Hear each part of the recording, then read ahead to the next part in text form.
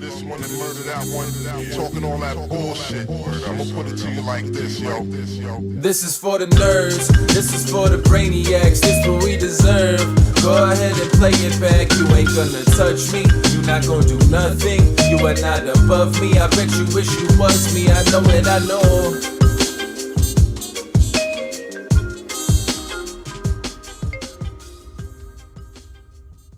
What is poppin', everybody, and welcome back to another special episode of the Only Friends podcast. Well, you know, it's me and my only friends, which includes, but it's not limited to, my boy Tortu. I can't believe Berkey didn't delay these. I can't believe you didn't delay What the. the fuck, Tortua? What was that? That was like the weirdest intro. Bro was trying to get a thought out, and Okay, I mean, this is what he does, I man. can't believe Berkey didn't. I know. And then he just like stroked out. because he was like, "What the happened? fuck?" He didn't do his job. He interrupted me in the middle of my thought. That was just like, I don't know what happened there. Yeah. The man But has anyways, one I was gonna job. say is I can't believe Berkey didn't delay the podcast for 15 minutes so we could watch the end of this Bucko game. I mean, I'm gonna watch the end of the Bucko I mean, game so, here. so am I. You're on And your that's own, why buddy. I cut him off. Why? What? Talk about the buckle game. Have you partaken? There we go. Okay, let's not Like, get what demonetized. the We hell? don't make much here. I need All our right, 27. restart the show. Just a smidge, This is just a watch smidge. this This is one. the wash. Conrad, have you been a part of your conversations on this pod before? Because you're not exactly out here slinging the fire these days. I don't know what you're talking Oh, about. I know what I'm talking about. How about the other day mid convo when you go CSA? I'll probably do that again I have a today. belly button. Listen, this is I'm gonna do that Conrad's again thing. today. Right. And I'm going to do it at the right time. Commit to the bit. Honestly, if you start doing it at the right time, Oh, no, I I'll do it at the forget. right time every time. maybe for you, sir. Maybe for you. How's everybody doing? How you made it, Melissa? I mean, you kind of got caught in 4K. We Yeah. delayed the start 5 minutes waiting for you, and because of that, the countdown camera caught you walking up the That's stairs. okay. You know, Good. it's good. She shows up exactly when she needs to. That's true. Yeah, otherwise I'd be watching you guys watch the Bucko game. Right.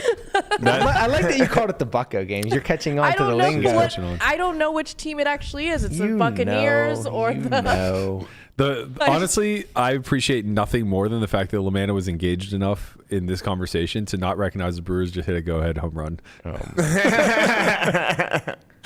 Off a Shout out to Chapman. Eric Comp in the chat. He writes, shout out Rob Young for making Berkey the new face of the Midwest poker scene. Listen. He only partially retired me, and that was many, many, many years ago. I'm able to stay in action, but yeah, I'll be in the Midwest. so it's not going great. Maybe I'm headed to Milwaukee next week. Maybe I'm going to be grinding those 2-5 streets in Potawatomi. See, nailed it. If you guys would like to join me and my brethren from above the felt, Jamin Burton, Jamie Kerstetter, and Uncle Tom. Can I call him Uncle Tom? I feel like I can't call him Uncle Tom. I feel like Jamie can call him Uncle Tom. Why Don't call can't you? Jamin Uncle Tom. Okay. Right, okay. So we've gotten it out of the way. We'll all be there. The meetup game is May 2nd. I believe it starts at noon. This is going to be for the grand opening of the Potawatomi Poker Room. I believe we're going to be there doing things May 2nd and May 3rd. I think their sports book is also opening one of those days, but I haven't gotten the full details as to when. So looking forward to seeing all you guys if you're in the Milwaukee area.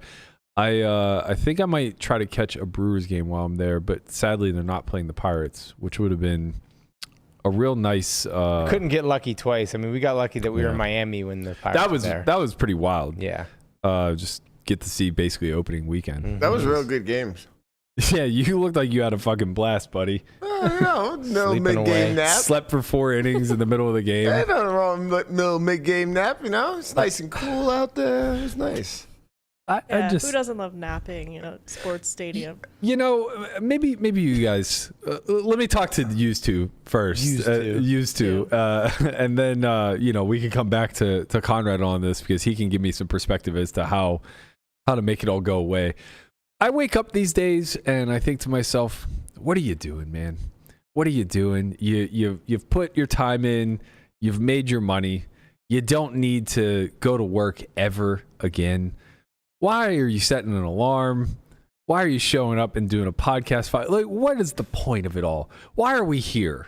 You know, real existential crisis. You're having a midlife crisis. Not a midlife. No, I no. feel like you've been like this your whole life. Yeah, this has been going on He's beyond midlife. This has been going on for quite some I think time. this is just like a run of the mill for you. How isn't it? How do you? Everything's going as What normal. I'm basically asking is, how do you get your ass out of bed every day? Because I don't see the point I anymore. don't. That's why I'm late. Right. Okay, that's You fair. know, it's just like doesn't it feel nice when you walk outside in the morning and that sun hits your face? I mean, It feels usually good, I just doesn't get it? hungry. Yeah, or that too. It's thirsty. like, No. maybe get a workout in, sweat. The first thing I then do you is get go to the gym. eat, which is nice. I'll walk you through my first hour of the day. If this doesn't speak to the chaos that I ensue upon myself, I don't know what does. I have to be at the gym by 9 at the absolute latest if I Right. want to get my workout in, Right. because it closes at 10. Okay. So that will give me a 1 hour. And you have a podcast workout. to do. And I have a so podcast to do kinda at noon. Yeah. But on top of that, a 1 hour workout is like really, really hustling. So It's not, 1 hour's I'm either cutting the workout or I'm really like pushing not myself. warming up. Yeah, or I'm like pushing myself to the brink of, throwing up a little bit. That's what because I I'm do every supersetting day. everything. Right. You 1 get hour workouts, but Yeah. it's nonstop, baby. It. You get it. So, But it's working. so ideally I could use like an hour 20. Yeah. But so what I do every day, set my alarm, 7:45, Yep. 7:53, 8:01, Yeah. 8:16, Oh, you're one of these people? 8:23. Now, if I make it all the way to 8:23, I'm committed to being there at 9 o'clock sharp. Like, Yeah. there's no shot I'm giving myself, like that 37 minutes is only going to be utilized to wake up. And I got to tell you, most days it's the 8:23. Yeah. So I have 37 minutes to lay in bed and wipe the sleepies out of my eye before I go to the gym. And I got to tell you, by the time I get to the gym, I look like this. I look like Pip. Well, you know what? Do you you obviously take pre-workout, right? Oh, yeah. I sip it while I'm warming up. You know, Okay. Huberman, I need the... That's what I'm 90. saying. The right, 40 right. minutes prior to... You got to wake up at. See, I wake up at 7. Uh-huh. That way, I have my coffee at 8, Right. and then I'm ready to go by 9. Okay. 8:30. Hey, Yeah. Brian. You know, so I'm doing like some emails. I'm doing some, software Look at Y him. stuff while I'm sipping my And coffee. you're so That's happy. a functional Yeah. guy. Right. Right. He's so Something- happy. Look how And then, happy. you know what? He's I'm not crashing at like 2 o'clock. Look to your right, Very Brian. fun. Hurry up. Why? O'Neal Cruz just hit a double. He did. Oh. There's a home run. There's Conrad's CSA. Yeah. I can't. I mean, I've tried to get up at 7. I'm very tired. Yeah, I'm that's very tired early. at 7. At 8:23. You I'm guys very are tired. so See, you cute. need to be in bed by 10 like me. You Bro, guys I are was so asleep by fucking 11:45 last night. Actually, I didn't go to bed till 1 last night. Wow. Wow. Wow. Big night. You fucking. Oh my god. Oh, man. He Farming goes, some airdrop points. Same. You guys are so cute. Yeah, tell us how you do it, Conrad. Setting alarms and stuff like that to get up. You guys do Oh, I all don't set that? an alarm. Oh, yeah. Michelle okay. sets an alarm. I mean, just Conrad's about to flex like he sleeps in, but it's the exact opposite. He's so filled with angst, he's up at like 4:45 every Like morning. 3. Yeah. I'm up at 4:43 For actually. no reason. Every Right. single morning, I think it is. He's like, oh, I've been working all day. It's like, what do you do between then and now? I go to sleep at like 1 a.m. Wake up at 4:43. Right. Yeah. And I'm Right. just You know how ready we for give the it. day. But then what do you do between then So and his now? pre-workout is he wakes up and he needs to wait an hour to get the caffeine per Huberman protocols. What? Well, yeah, per Huberman He protocols. doesn't follow Huberman. No, of course he Of course does. I Look at this do. man. This is Huber Daddy right here. Huber Daddy. Okay. Are you so, kidding me? so prior to the pre-workout, he has to have the pre-workout, and that's usually about a fifth of bourbon. Oh, No, okay. it's usually like Little nip. a Celsius. That's Celsius. caffeine. There you go. He doesn't follow He the does. fucking I told Huberman you. protocol. God damn it, Conrad. Celsius. I thought you were Huber I don't Daddy. follow the protocol. I don't know. I what mean, your some days I protocol do is. by accident, I guess. I do with the caffeine. I have a hard time. See, the thing is, I only have 37 minutes. Yeah. And the choice between going out and standing in the sun for 15 of it versus laying under the covers and having Pip bite my nose. I choose the latter pretty much always. You keep your room pretty cold? So cold. 62. See, now that's what I'm saying. So like, It's hard to get 62? up when it's that cold. It's very hard. it is, but now this time of year when you go outside, the sun, it's warm. The sun's warm, and you just, it feels good. It does. I If will it's like say. January, it's cold as fuck out When there. I'm You don't wanna on be it, out there. Yeah. I get up at 7 and I go from my 62-degree room to cold plunge to a sauna. No. Wait, And that's that's nice. Your fucking thermostat goes down to 62? Yeah. It goes down to 59. I feel like half the nights that I feel like ours is off, and I'm like sleeping in 80-degree heat. I feel like you should do something about that. I share a thermostat with Corey. But I will say I appreciate you not doing something about it since It's good for I the include bill, yeah. I include the bills with your rent. So yeah, I mean honestly, our side is 67. I thought about it last night. I walked in my I gotta room. make sure it's on every I walked in my room at like 8 p.m. and it was literally like walking into a meat locker. I was like, I could probably turn this off during the day. Yeah, that's cold. I can't believe Really? it's 62, and I'm pretty sure ours doesn't go down I might past never 65. get out of bed if it was that cold. Yeah, it's hard. When I'm sweating, I'm like, get me out of here. Right. I The for a dog hair while stuck there, to me. like during the winter, you could just turn it off and it'll drop to 62 because it's cold outside. So I would set my my thermostat has a program on it, so I would just set it to be off all night long, and then turn the heat on at 7 a.m. That was Oh. working really well. Yeah, that's good. Because then It you start smoked me heating out. up. Oh, it smoked me out. 72 at 7 a.m. I'm just like, get me the fuck out of this heat Yeah. box. See, there you Can't go. do it. That's but actually a good idea. Maybe you could get like a little timed space heater that just like blows hot air just on right you. in your face. Yeah. So time to It's get up, like, oh, fucker. this is awful. melting. Yeah, that actually might be a good idea. It's harder now that the AC has to be on because it's warm out. But I guess what I could do is just set it to turn off Yeah. at 7 a.m. and then just, let that sun creep in. Really, I've also had moments where Pip is very good. She's, I would say, 90% potty trained. She lets herself out the doggy door. She's really great. But every now and again, she'll slink herself off the bed in the middle of the night, and I'll wake up and she'll have shit inside. Like she just won't like let herself out, right? You gotta go. So I realized this about her, and the thing is, if I wake up when she does it, I can guide her out the doggy door, and she obliges, no problem. So like last night, it happened, I don't know, probably like 4 o'clock in the morning. I could feel her body like worming off the bed, and I just sit up like a corpse. And I'm like, Pip, what are you doing? Here's Like, the I'm just Undertaker. gonna quietly shit. Yeah, the won't worst part wake is, him up. you know where she does it? Is on my couch. Like all Wait, the on the places. couch? Yeah, she climbs up there. That's so much more effort than just going outside. I know, and it's legitimately right where Gatsby likes to sleep if he's not my bed. Oh, it's on purpose. I then. think it's on purpose Yeah. too. She's like, I'm taking the throne now. Right? Yeah. Just poor guy, He's man. like, whatever. Poor guy. Newt came over to play yesterday. She did really well with him. That's Yeah. good. They're still both puppy status. So like, Yeah. they Newt's get- still they get along. puppy. She I mean, wants he's someone to like play under with. 2. He's 2.5. He's 2.5. that's a Okay, he's full-grown under dog. 3. No, he's full grown, obviously, but he still has puppy energy. Yeah. Oh, that's true. He's a teenager. Right. now. Yeah. They were running and playing. It was so cute. Yeah. You can't get the old pups. She always tries to play with the old guys. They and just they're bark. Yeah, they're like, what are you doing? Rip Leave me fucking alone. face off. He's like, okay, never mind. I'm so sorry. I didn't mean it. So there's a little bit of buzz now that we're a month out from this final table with Landon, Jesse Lonis, and the like for the WPT. Few tweets came out today.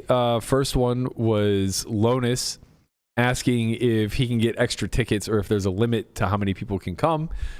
Looks like we're going to have competition for the rails. He's got Frank the Tank, and I don't know the Drunk Tortoise can compete with Drunk Frank the Tank. Oh well. It's Right, gonna be he a might really have like goddamn cuz try. too. He might have cuz. The rail is going to be off the rails. Let me It's- tell you. That's gonna be fun. It's going to be a real standoff. And Kessler was basically complaining that he can't believe they scheduled this during the actual WSOP. Why? He's like, he's not gonna be there. Why does he care? I mean, the Only Friends account replied to him and said, "Does this mean you won't be joining us on the rail?" What event is it competing with? Or Good not competing question. with it? So Gotta be like the first one, right? Yeah, is it like the I would employees guess the 5. It's the 5K. It's the 5K. Oh. of 5K, or it might Does be. it start oh yeah, earlier this year? thought it was like I knew there 31st. was one event that I would miss for the because of the For academy. the academy? Yeah, that's the thing. I'm gonna have to Landon better make it far because I gotta get there after the academies. Yeah. Okay, so the 5K is on the 28th, but obviously they still have to miss that because they can't play that bag and then fuck off Wind the it next off. day. Yeah. They'll be missing. I mean, this is a big one. Is it it's like the It's $500? the $500 kickoff event. That's freeze the out. one. Yeah. That's the one I'm pissed about. Yeah, Don't it's have like brutal. 20 starting days. No, one starting day. No No, way. it's Really? $500 freeze out. Freeze out. It's only a 2-day event. Wow. Really, really fuck. I mean, this is. I like the ones that are unlimited re-entry, 5 starting flights, I hate those. $500. It's Right. $10 million to first. Yep. That's Yeah, what I'm. that's what we're there here for. Absolutely. If we're gonna do it, let's do it big. Absolutely. Let's get after it. Honestly, I think for everybody at that final table, missing the 5K will be disappointing. This is not. I mean, whatever. I mean, they don't care. They're playing for you're playing for 800,000. Oh no, I'm gonna miss a 5K. So Right. there's not gonna be another 5K right around the corner. Hey, this is a no limit hold'em champions reunion freeze out, buddy. Oh, I take it all back. Okay, there are bounties where you can win a main event seat. There are. They might get me in He's this like, motherfucker. I'm in. I'm in. Put that on the schedule. Oh man. Wait, what happened? Did you? Oh, never mind. It's just Borg. For whatever reason, his volume is really low. Is this the same else, person we got from yesterday? yes. Okay. Everybody else's volume is completely normal. Who? So Borg is a part of our Discord chat. He's very active, great Yeah. guy. He's a part of. I see him on Twitter all the time. He's in the chat, and he's been saying for the last week the volume on all of his devices are low, and I can't tell if he's gaslighting or if he's actually just going deaf. Because dozens of other people have confirmed that the volume's totally fine. Yep. Yeah. I don't know what It to might tell be him. his hearing. I It's think on all it's, my devices. I promise. I think it's time to go get those ears checked, man. Yeah. Maybe get them cleaned. I'm not sure. So yeah, I mean, I think Landon is probably Is family Tice coming down for this? Griffin, Dalton? It's a good question. I'm not sure. Where are they? I got to take Griffin bar hopping. We got Yeah, places to go, people to see. You two would be a real fucking treat together. Bar hopping. It's gonna be fun. You should take him to Old Vegas. That's the spot. Oh no, Yeah. I know where I'm taking him. Okay. Okay. Oh boy. Would this be adjacent to Yes. the El Dorado? He just said yes. Just But is it yes. adjacent to yes? Yeah, of course. It's going to be very adjacent to everything that you could possibly throw out. And then finally, Becker took the opportunity of Landon making the final table to get a little bit of action down on himself. He said, if anybody would like to get on WPT final table list, Landon Tice's at even money versus me this summer, slide in. And it looks like he's getting all the action he can handle. Fedor took some. He said, I'll bet on Tice optimally versus you. Becker said, you got me. How can I turn down a chance to collect from a legend like yourself? Probably seen every TV final table you played. Same bet as Pads. Glazing. Just kidding. No crossbook or anything. Just whoever wins this, the bet at the end is 10K good. So it looks like that one got confirmed. Pads got in there as well.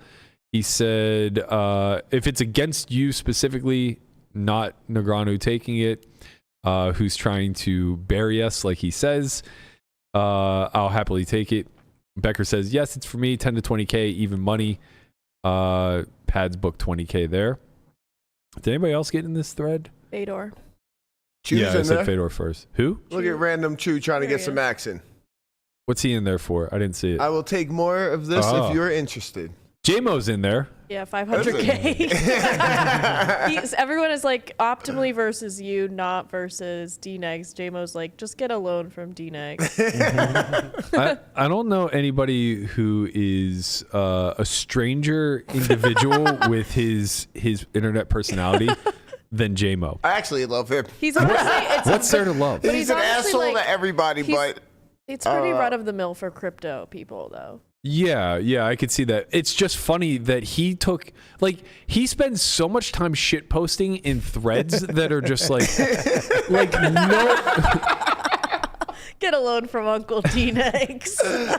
Like, he spends time shit posting in threads that like nobody with any amount of reasonable respect for their time would ever post in.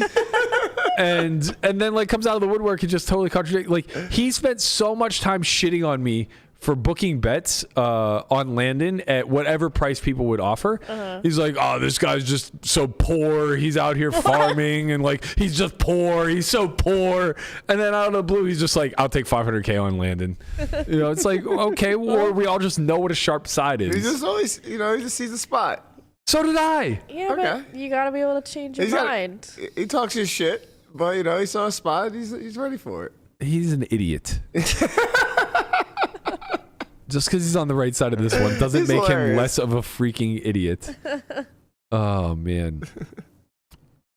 John Lee. I don't know who this fucking guy is. I'll bet my boy Nick Palma beats both of y'all during this series. Someone should take that. All right, buddy. You got your fucking action. Nick Palma versus the world. I can't breathe, man. I just How can't lucky, breathe. though. Well, not lucky, but we're good for getting our odds early, huh? I mean, I knew it would happen. Yeah, of course. I wish we could have got more. Yeah. Obviously.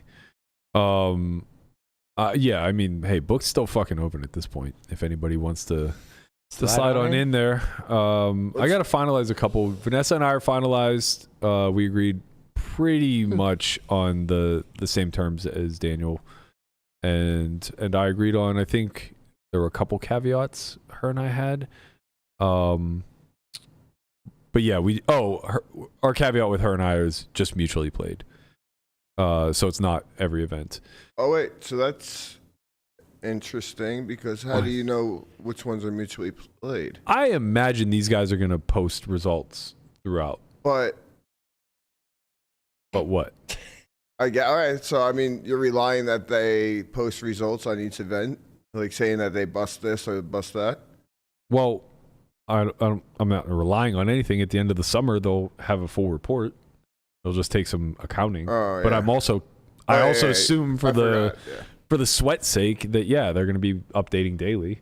Yeah. I mean, whether it's just like a mutually shared spreadsheet or something, like the media is going to, they don't owe anything to fucking anybody, but the media is going to want daily updates. We're going to want daily updates. Absolutely. Like, it's a fun thing to follow. It becomes a lot less fun if everybody's just like doing it covertly. The people want to know if you're doing your 1-3 crossbook. If anybody wants to crossbook me playing small Maybe stakes, J-Mo yes. will. Yeah, maybe J-Mo will. Idiot. So rude. This is how you get the crossbook down. I know, you're pretty good Idiot. you're pretty good at that. Fucking idiot. Yeah, I mean, there's an opportunity for me to play a lot more small stakes, but I definitely need to figure out a way to crossbook. I just, I don't know how to get that kind of action down, and I don't know why anybody would want to take it, but hey, maybe there's somebody out there. If you piss someone off enough, it will happen. Maybe Uncle D-Negs. Maybe Uncle D-Negs. Maybe we can just fucking break this guy. Just fully break him. Although I will say he might be onto something about folding nines on an ace-high board in 1-3. Might just have to fucking give that one up, regardless of what the solver says. Yeah. You bet one big Just blind? turn a nine. All right, I check fold. We're out of here. And then you're dead. Wait, what did she say? Just turn a 9? and you're still dead. Stop. You guys, not you guys. Sorry, I don't mean to lump you in, Melissa. Yeah, I'm not in there. Yeah, my apologies. You're a reasonable one, Thank but you. like the general populace makes these small stakes game out to be something that they just are not. I know. I agree. That was a joke. Everyone always has it. They I really call- don't, though. Like, Yeah, that was obviously a The joke. reason why everybody always has it is because no one's willing to fucking bet. yeah, Right. Yeah. If you would just bet more, they wouldn't fucking have it. They'd fold. Right. yeah.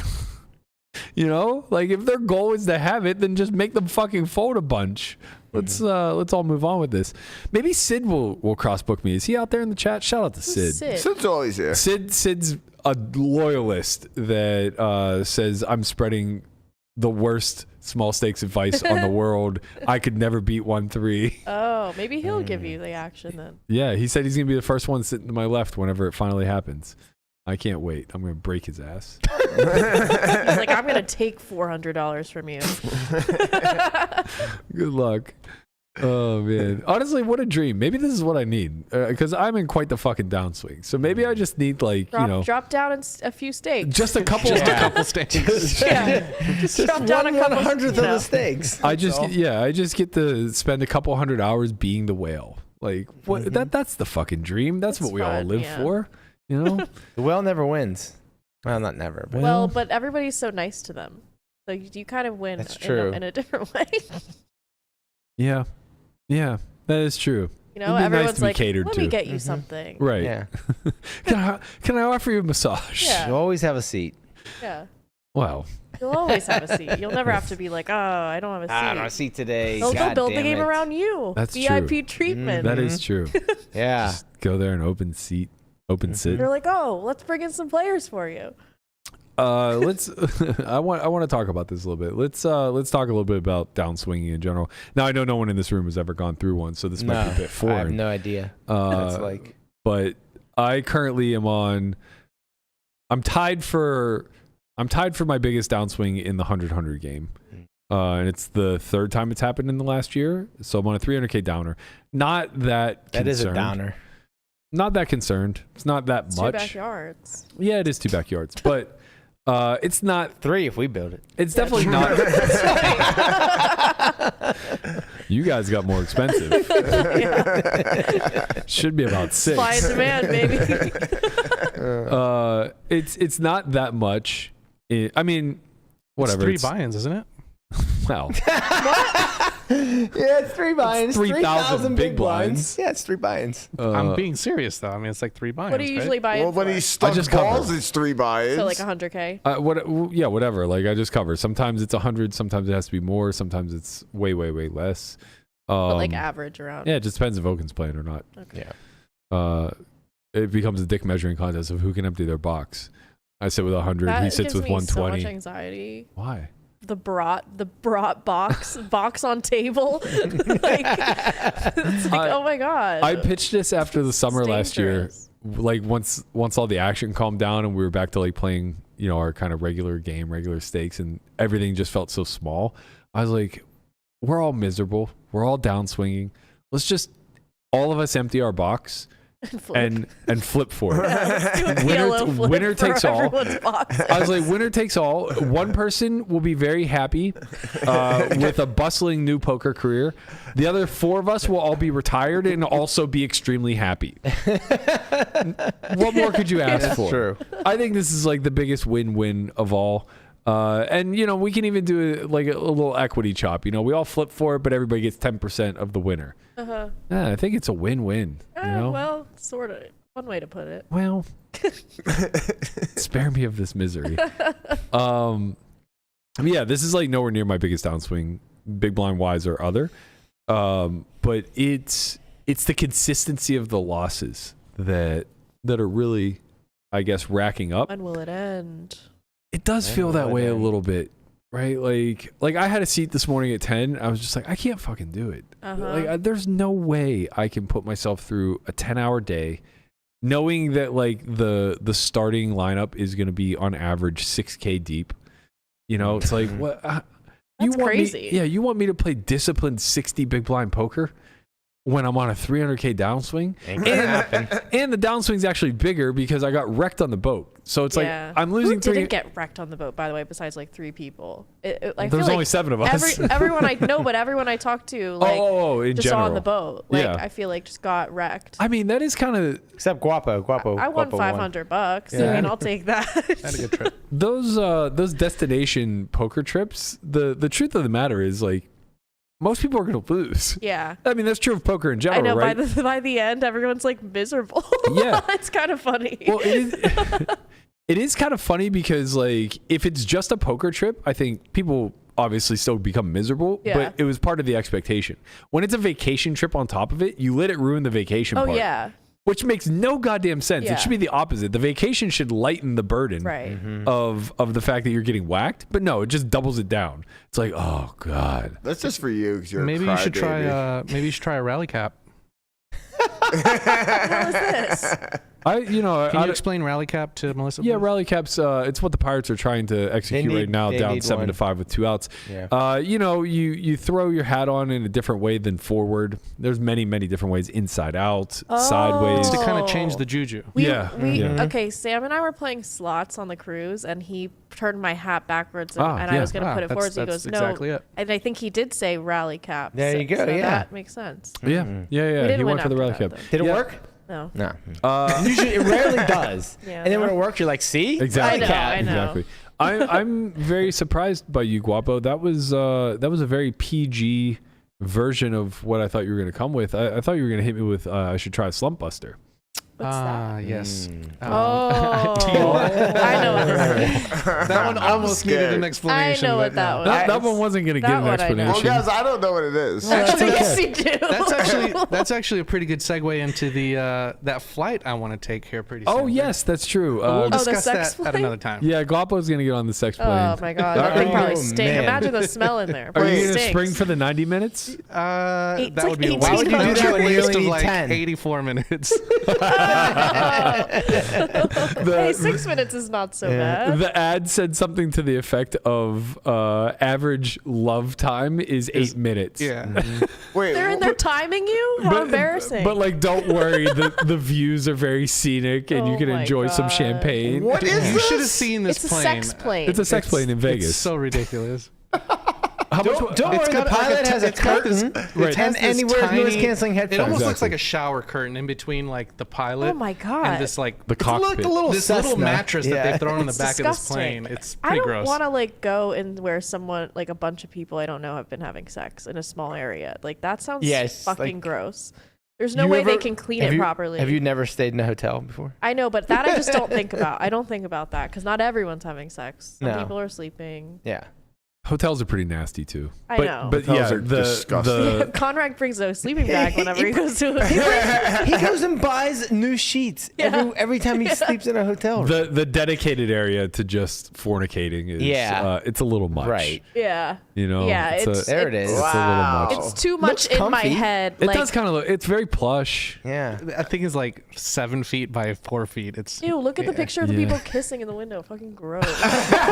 What the hell? I mean, if the plane's going down, it'd be a good way to die. So.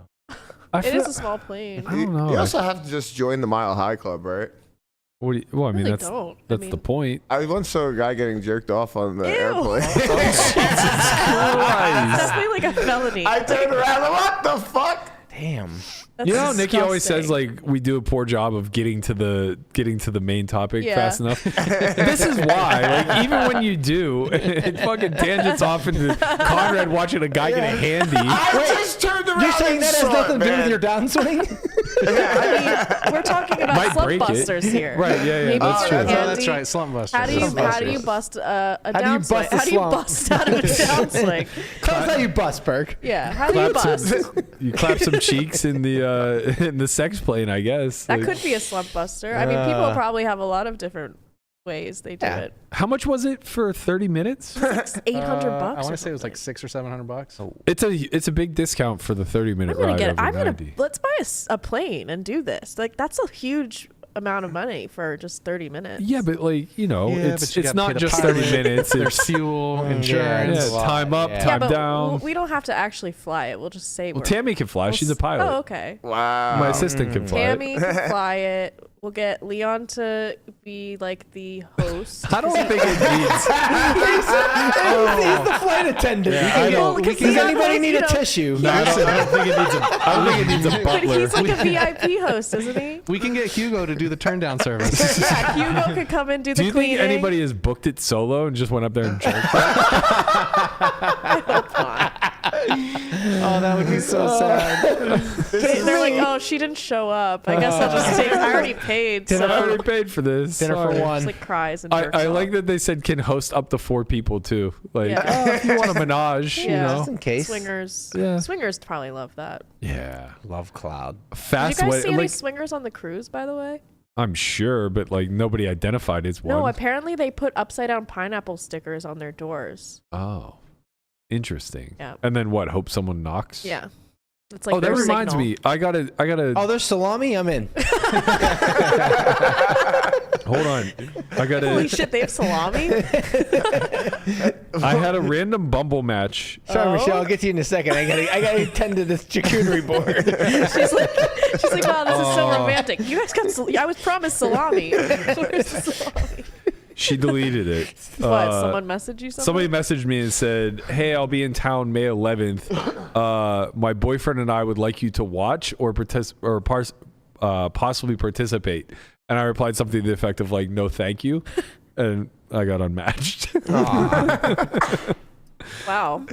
So yeah, I mean, maybe the upside down pineapple is just the thing. Like, I've had a friend do the not the watching part, but he was the boyfriend was watching, and he was the bull. I mean, that is, they call it a bull. He wasn't the cuck. Right. Yeah, he was. Right. Yeah. And then they had, because he was it. like a filmmaker, so they had him like do an artsy filming of it, and he was like, I was like, I don't want to see this. Like, this is very gross. Like, please don't show like us. Black and white with It's like cinematic subtitles. The guy's like in a cuck chair in the corner. It's just like, what is going on? Yeah, this is a lot. There's a cage involved. This like, is a lot. You know. Yeah, a cage. Yeah, like For who? like a penis cage. I'm sorry. Jesus. What? That's what they use. Like, it's like a cage that they wear on their penis. So we really tangented The guy here. watching? Yeah, Where's a because cage? he's not allowed to get a boner. Oh my god, this is terrible. Who signs up for this So shit? they might make you do that if you had agreed. No, I was never agreeing. Like, Berkey should have to wear the cage until he gets out of this. Yeah, until he gets out of this that's slump. until you get out of the slump. The cage is on. I might book a fucking win quick. You'd have been down there at 10 a.m. I guarantee. That's true. I gotta get this cage off. Shit. Tortoise has the key. I'm not one to yuck a yum, but like I don't get it. I don't It's get like a humiliation thing. I don't get that. Yeah, but It's like a submissive thing. well, why would I want to watch? What do you mean?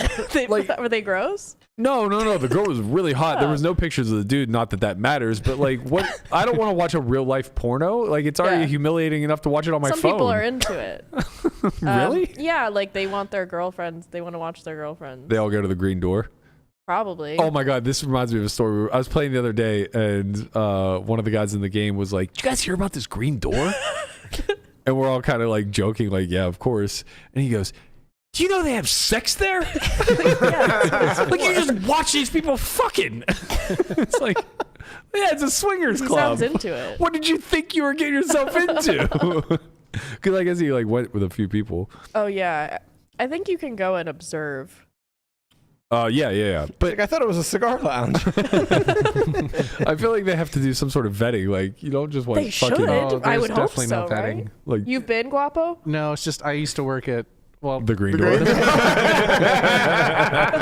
the guy that owned the establishment used to come into our strip club all the time, and there's not really a Our vetting strip process. What he was like, club. we don't vet at Our all. strip We let club. anyone come in. What That's what he strip said. club? Guapo worked at a strip I club used to for work at the years. Rhino for 4 years. Doing what? Bartending. Fluffing? Fluffing the girls? Fluffing somebody? No, at a strip club, not at the Red Rooster. What's the Red Rooster? It's another version of the Green Door. Here? Yeah. Is it for guys only? The Red Rooster? Yeah. Sounds like it would be for guys only. It's been around since like I want to say the late 70s or something. Wow. It's a swingers place. I'm learning so much about I Vegas. had no idea. I only knew about the Green Door. Jesus, William, tone it down. What did William I say? just look at the chat for a second. All I see is when I was in my 20s, a guy I worked with used to bang his wife out. It's like, all right.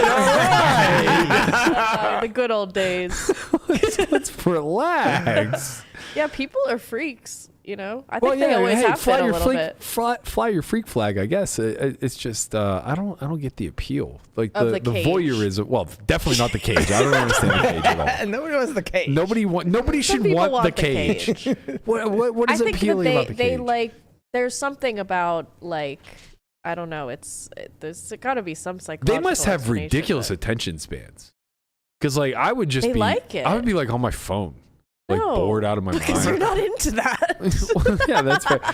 You guys Just have the cage on. You're like arguing on Twitter. Like, this will probably resonate with at least Lamana, but one of the early Friends episodes, his wife ultimately Ross's wife ends up becoming a lesbian, and prior to them getting divorced and him realizing it, they were meant to have a threesome, but it was just his wife hooking up with the girl.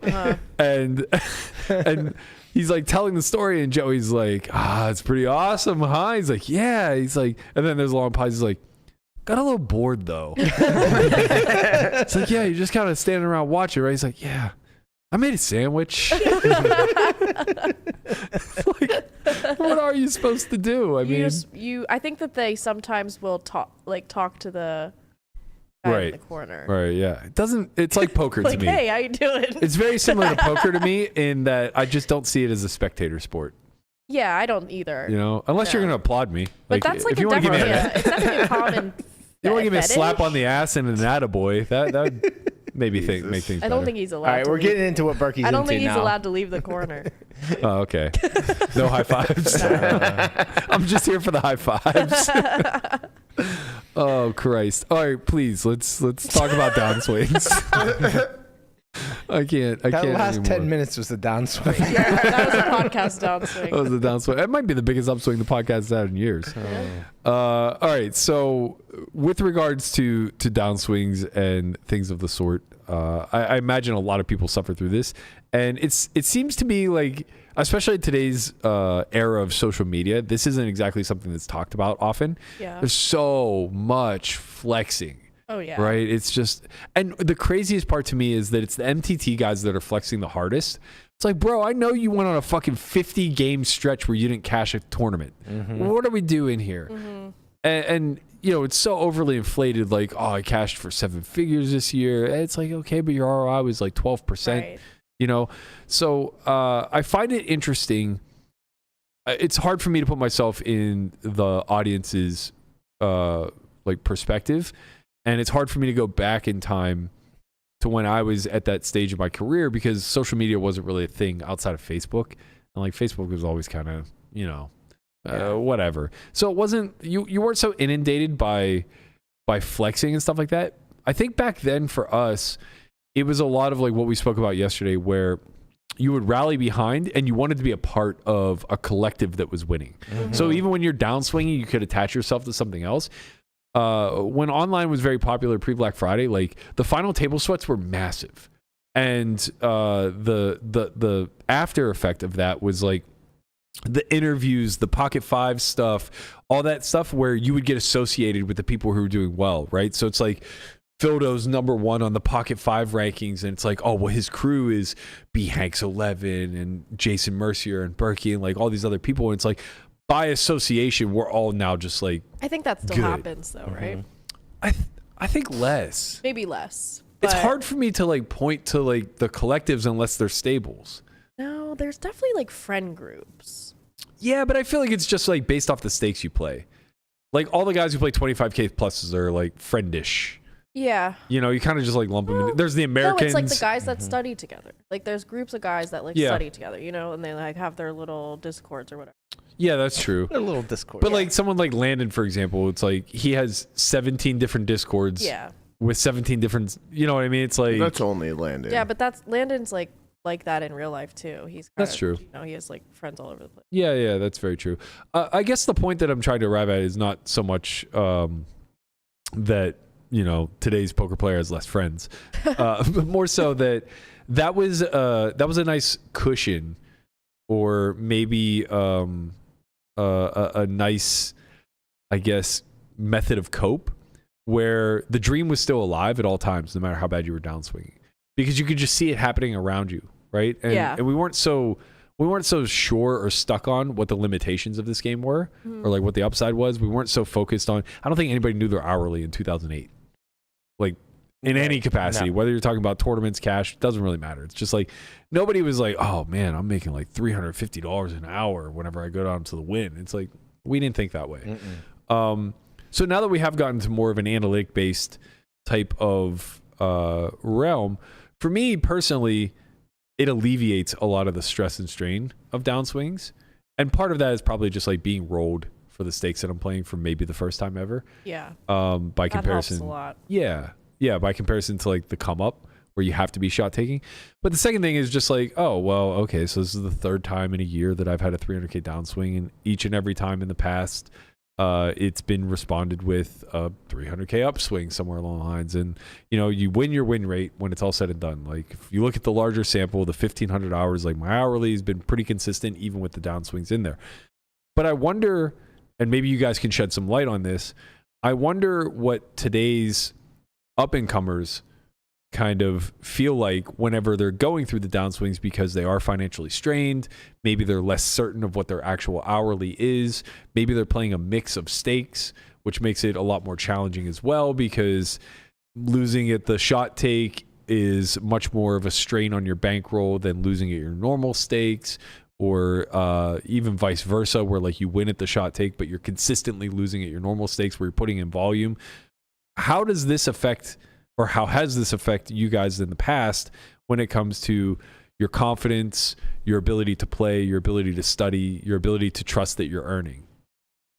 I have a really bad response to it because I just stopped playing. That was me in the I don't think past. that's actually a bad response. It's hard for me to show up when I feel like I'm like losing like multiple sessions in a row. Yeah. Like, oh, I don't know how much more of this I can take. It's so funny too, because like for live players, that could be like 8. I know it's not. It's never much. It's like it's like, oh my and I god, drag I've it lost out the last 'cause I- 16 hours straight. Yeah, and I drag it out because I like stop going. Right. What do you do in place of it then?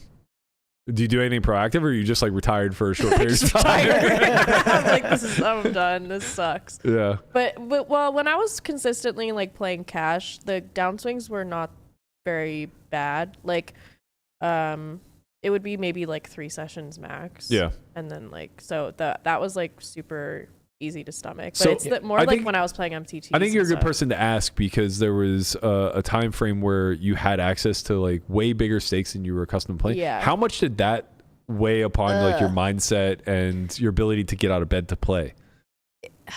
Because it wasn't like you were overextending yourself. You were selling off to the Yeah, I point where was you're playing your normal stakes. Yeah. It was more the volatility. Yeah. Because it felt like I needed a lot more money to like deal with that, because there was like double board bomb pots every half. They're doing like back-to-back stand-up games. Maybe someone wants to play like 5-card PLO for a round. Like it's just like all the carnival stuff, and the games were really good, but you can just like I wouldn't bring enough buy-ins. So then it does affect like your play a little bit. Yeah, I mean, I don't know. I think those games you need to have a lot more money than like I was prepared to have. When you say a lot more, you're not talking like long term. You're talking about in that exact session. Yes, like with me. Like, Right. I think, the games I was used to playing were a lot less volatile. It's a lot more like you're just chipping up, and maybe you lose a pot, but then you kind of like continue up. I think that scenario is what makes it so hard to stomach when you're losing. Is that it feels so easy to consistently win. Yeah. Because people are just surrendering so many pots. Yeah. Right. So you're just like basically it's like if you run anywhere close to neutral where you just flop top pairs and they hold. Yeah. It's so hard to lose. Right. And in order to lose, now all of a sudden like you're facing the most extreme, gruesome version of variance where it's like set over set, Yes. aces versus kings. And it's like, when does it fucking end? When you're in these shot taking modes though, and the game is like super splashy and gambly, it's funny because you're not really prepared to take a downswing at your normal non-volatile stakes, because it feels like the world is conspiring against you.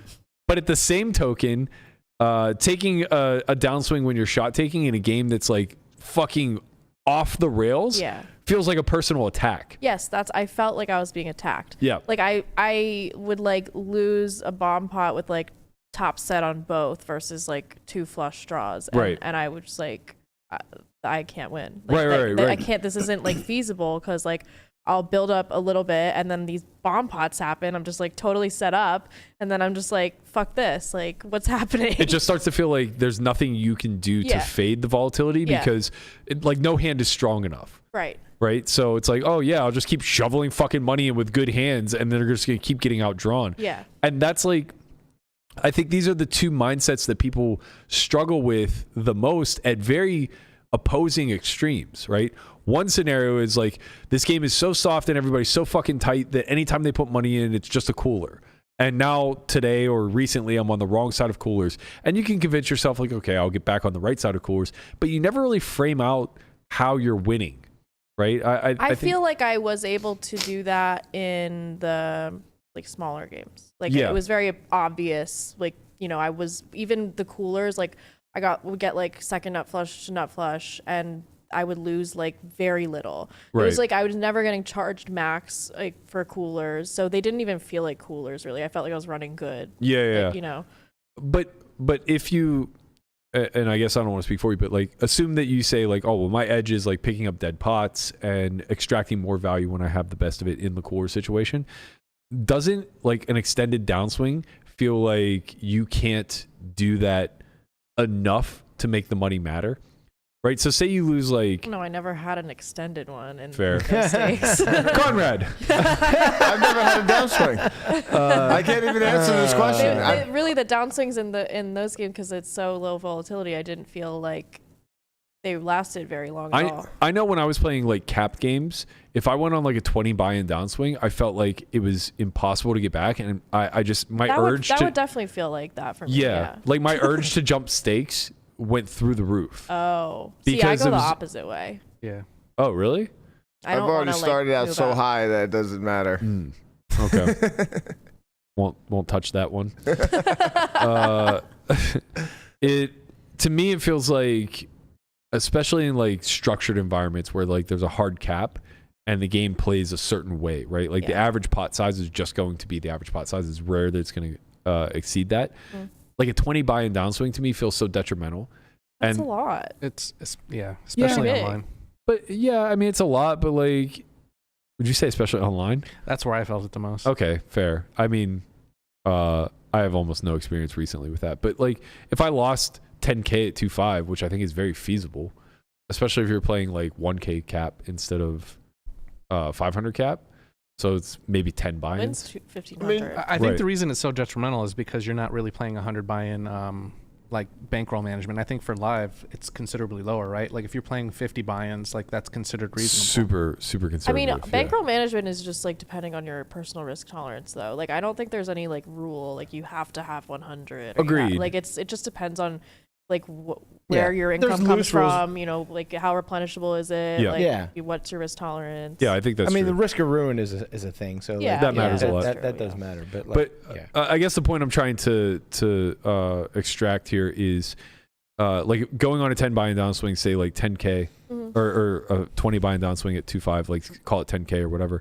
To me, that's like it takes a real mindset shift in order to continue to grind. Yes. Because that to me would be like being stuck 5 buy-ins in a 2.5 game, right? Like you get stuck 2,500. Like that seems to be the point where it's like, I can't get this back.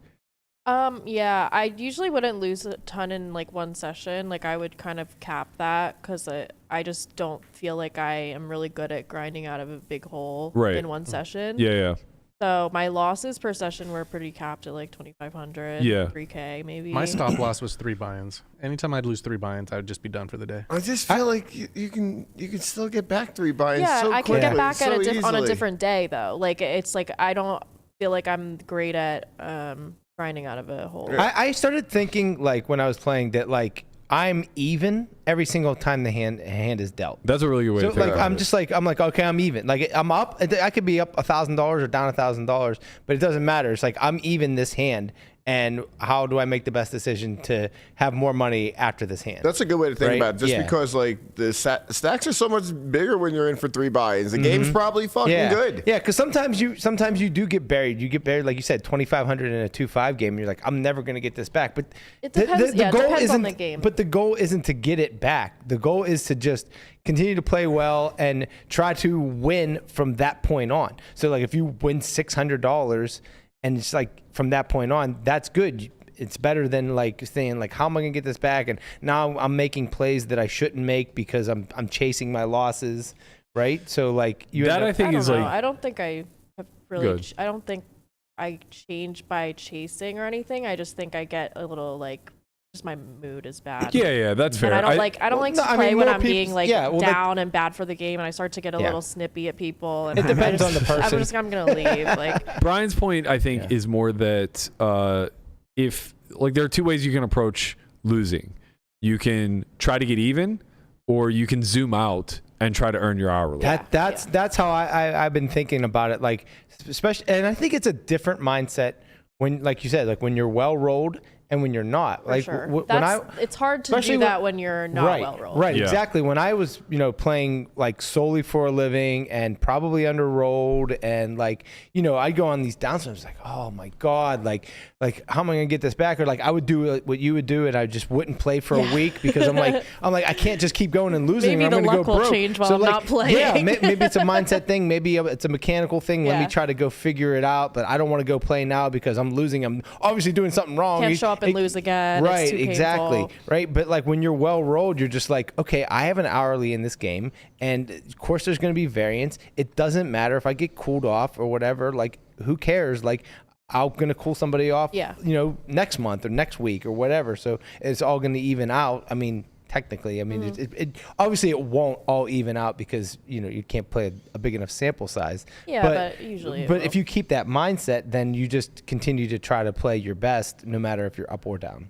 I think you also have to understand that you're the exception to the rule, or at least anybody who can have that kind of mindset where they can just separate that. Yeah. No, just play it's not optimally. easy. It's not a human thing to do incredibly that. difficult. I've been playing for a really Right. long time, and I'd be lying if I didn't say losing 2 or 3 buy-ins, Oh, it even playing online, sucks. and I can still be like completely zoned in. If you want the easy answer, I think is just to stop playing for a little while. Yeah, I think breaks a are little necessary. reset. I think breaks are necessary, but I think Brian's point is the professional approach. Yeah. And I don't think it's as unintuitive as we may make. Like, I think we glorify the emotional side of losing a little bit too much, and it's kind of born out of the fact that like people just don't tend to work on this sort of mindset issue, right? So for me, I agree with you. Like, for the majority of my career, I lived and died based off of my results that day because there was no long term. All that mattered was right here, right now. This was going to be the difference between me being able to make it. You're like putting your whole bankroll on the table often. This was going to be the difference between me being in action or not. This was going to be the difference between me being able to have a long-standing career versus having to retire, whatever, right? But at some point, like, you graduate past that, and even once I graduated past that, I was very similar to Guapo in the sense that like I still saw every individual session as an individual session, and I was trying to hit the high score when I was winning, and I was trying to get unstuck when I was losing. Yeah, same. And I would stay until the moment that I was unstuck, right? Like, or the game broke, whichever came first. Yeah. Somewhere within that middle stage of my career, and Dan was like, actually, Uncle Dan, he was a big not Negrano. No, O'Brien. He was a big That was fast, Guapo. he's got it on He deck. said, "Fuck you, just play well." He's got it on deck. Fuck your feelings. He was a big help in helping me reframe this, because especially during the time where I was playing like the big game in Ivy's room, seats were so sporadic. Yeah. Like, I might get 10 in a row, and then I might go like months without getting a seat. And it was very hard for me not to see each one as just an individual opportunity. And he was just like, look, if we sat down and, let's go through this, like, what do you think you're making an hour? And I was like, well, the sample's relatively low and there's going to be some variance to this, but I think it's very sustainable to be making, roughly 3 big blinds an hour based off how soft this was, which was really, we're talking 4 or 5K an hour, right?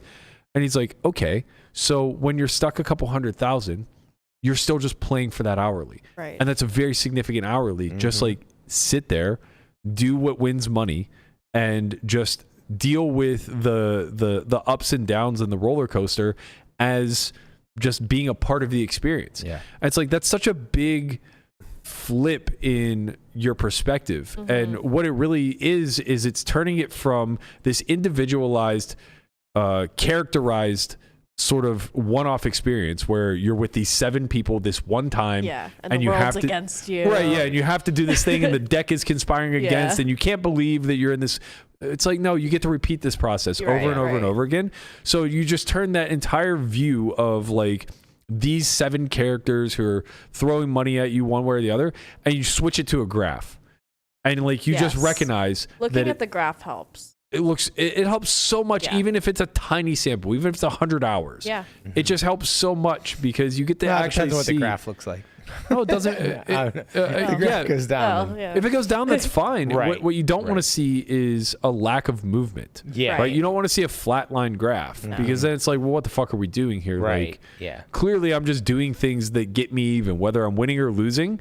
I'm doing things that regress me to 0, and or that's if not it's good. just only going down. That's Yeah, I mean, that's probably depressing. Not great. It's not fun, but It helps also, when you start off hot. Then you have like something to look Little at. buffer. Yeah. But yeah, like I looked at, I've been downswinging for like, I don't know, a month and a half now. By the way, I started the year off super, super hot. So I upswung big in January and half of February. So I've been downswinging for like, I don't know, 45 days or so, right? And I looked at my graph for this year, and then I looked at it over the last like 800 hours. And I'm basically flat. So I've pretty much like made, I don't know, like $100 an hour over the last 800 hours. But looking at the graph, the peaks and valleys are massive. Yeah. They're massive. It's just like there's this huge uptick, and then there's this sharp regress towards 0, and then another huge spike. It's like, okay, well, all we have to do is string a couple of those upswings together Yeah. with like a very small Right. downswing, a small correction. Right. Instead, right? It's kind of Yeah, like you're not like in the red for a long period of time, which is important. I'm not in the red at all. Yeah, That's the yeah, thing. that's what I mean. Right, yeah. right. And it's kind of like people who are longtime holders for Bitcoin. This is another thing that really helped shape my perspective. Is like I'm never selling. Yeah. I'm just never selling. So why the Okay, fuck? Michael Saylor. Well, like why would I ever look at the graph on the day to day? Yeah. It's gonna move. Yeah, yeah. You're not looking at the 5-minute chart. Yeah. Right, like what are you gonna find? Movement? Right. Of course it's gonna fucking move. Right. But hopefully, if things keep going as we suspect, year over year the floor continues to raise. And it's kind of the same thing with the way that you approach this with win rate, with the perspective of like your long-term ability to earn. You just hope that the floor keeps creeping up higher and higher and higher, and 0 is no longer an option. Yeah. And you know that's the thing that keeps me sane. Now, the second that I decide to rack up and put another fucking L in the book, am I happy? No. It's gonna be a bit of decompressing. There's gonna be 45 minutes to an hour where it's like, is there a bridge in this fucking city? Yeah. And can I drive off of it? Burke, what if I have another option for you? What's the other option, Conrad? Well, there's a lady in the chat that said if you show a nipple, she'll pay. How much? So, you know, maybe you There's a have lady a career. Just a nipple? Just a nipple. That's all she asked He's for, showed man. that before. I was wondering how Conrad Yeah. was going to derail this. See, conversation. this is the difference between men and women, and rightfully so. This would be so out of pocket. Be instantly banned. Yeah, it's so out of pocket if you were a man asking a woman to do this, and you absolutely should be considered, you know, not okay. Yeah. For me, though, it's a You're like, how much? I'm like, let's negotiate price Yeah. here. I'm cheap. get unstuck real A quick. male nipple is much different. as Yeah, we know. yeah. I mean, I got nipples, Greg. Could you milk me? Nice. Very nice, sir. All right, fucker. What? Christ. Thanks, Conrad. Yeah. I'm here for you. Don't worry. Doesn't say I anything waited about a- downswinging. Just says, I don't downswing. Listen, Yeah, yeah. you guys Yeah, shut the guy- the fuck up. you I don't waited upswing. a very long time for that. Okay. That was the perfect time to derail the Well, conversation. since you don't downswing, you mind sliding me a little tab money when you get a chance? What do you mean? What do you mean? What do you mean? I started at 0. It's always an upswing. I don't know what that means.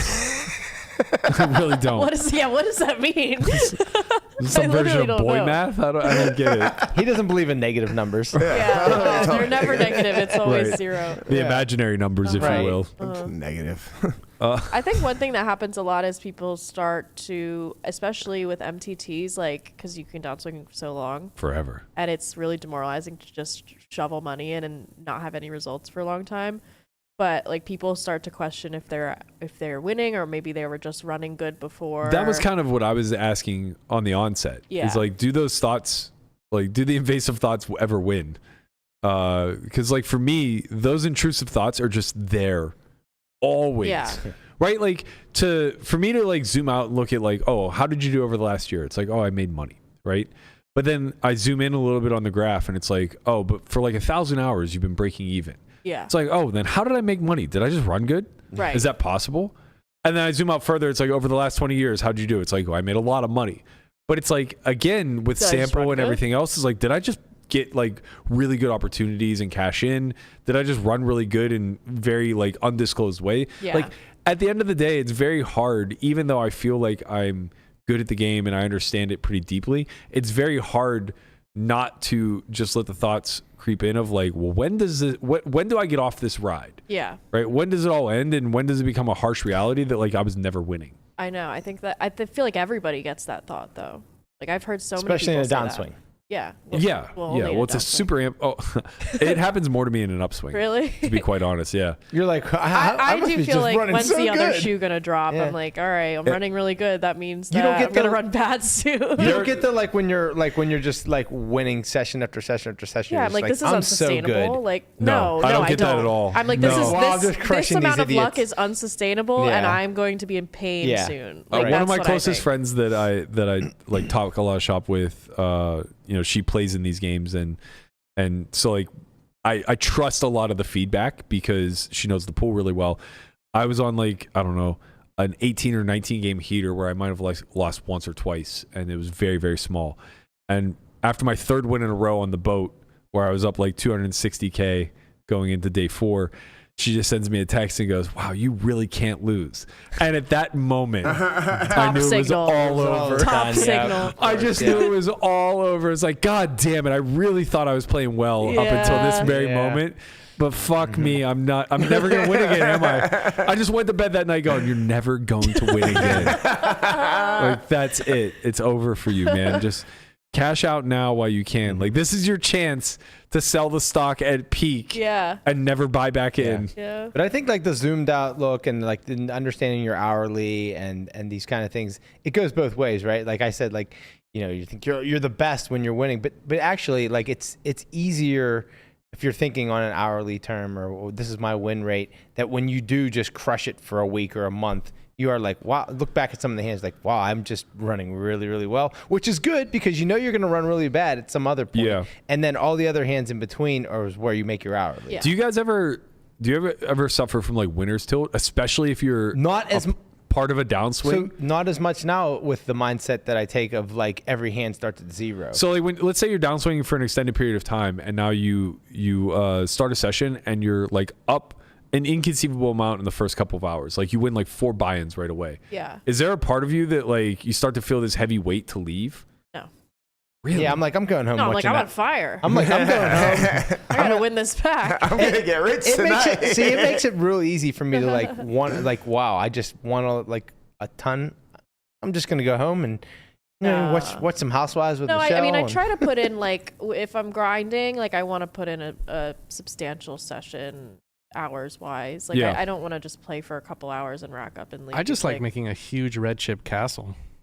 when I was playing like prior to high stakes, when I would play like 5-10 and below, I would, if I won really, really fast, like first 45 minutes, I'm just winning like what I expect to win for the session or more. Mm-hmm. And again, this has a lot to do with the pressure of bankroll on table, but I wanted to leave always. Well, you could it's a bankroll thing. Like you could stand up, go like take a walk. You're I also never back. left. You're also playing way kind of bigger when you're talking. Like you're talking like playing 5-10, A lot more risk, yeah. 10-20. So Yeah. you're playing bigger. So What it was, the number is different. what it was is the same thing as like stringing a bunch of wins together.